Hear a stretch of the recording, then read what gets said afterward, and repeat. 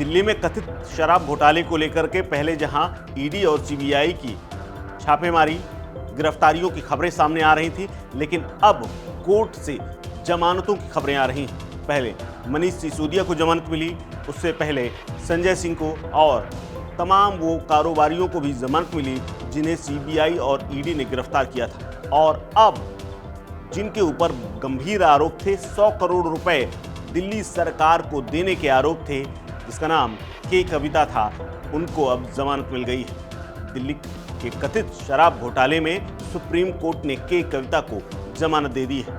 दरअसल उन्होंने एक महिला होने के साथ साथ ये कहा था कि इस मामले में सीबीआई और ईडी के पास अब तक कोई सबूत नहीं है कि उन्होंने कोई टैक्स ट्रांजैक्शन किया है या फिर उनकी सीधी किसी प्रकार की भूमिका है। इस तथ्य को मानते हुए सुप्रीम कोर्ट ने उन्हें जमानत दे दी है। आपको बता दें कि दिल्ली शराब घोटाले मामले में दिल्ली के अरविंद केजरीवाल जो मुख्यमंत्री हैं, उन्होंने ये नीति बनाई थी और वो अभी भी जेल में हैं। उनकी भी सुनवाई लगातार चल रही है।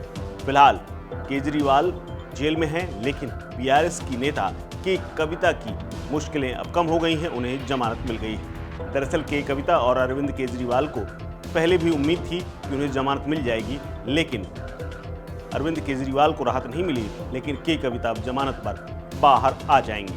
आपको बता दें कि के कविता को सीबीआई ने हिरासत में लिया था, उसके बाद कोर्ट में पेश किया था और उन्हें न्यायिक हिरासत में लेने के बाद लंबे समय तक जेल में रहना पड़ा। करीब 6 महीने बाद के कविता को सुप्रीम कोर्ट ने जमानत दी है। आपको बता दें कि कथित शराब नीति घोटाले से जुड़े हुए मनी लॉन्ड्रिंग के मामले में सीबीआई ने के कविता को गिरफ्तार किया था। कविता को आपराधिक साजिश और खातों में हेरफेर, भ्रष्टाचार निवारण अधिनियम के कुछ धाराओं के तहत सीबीआई ने पहले हिरासत में लिया था, उसके बाद गिरफ्तार करके जेल भेज दिया था। सीबीआई ने कोर्ट से बीआरएस नेता की हर बार सुनवाई और जमानत न देने की दरख्वास्त की थी, लेकिन अब जाकर के सुप्रीम कोर्ट में उनका कुछ भी नहीं चला।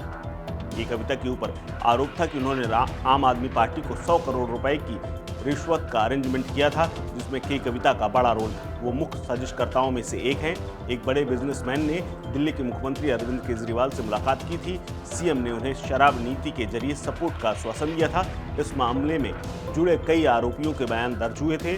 वकीलों ने तमाम बातें कही थी और ये भी तर्क दिया था कि बैठक ताज होटल में हुई थी। सीबीआई ने यह तक कहा था कि कविता ने हैदराबाद में बिजनेसमैन से मुलाकात की थी।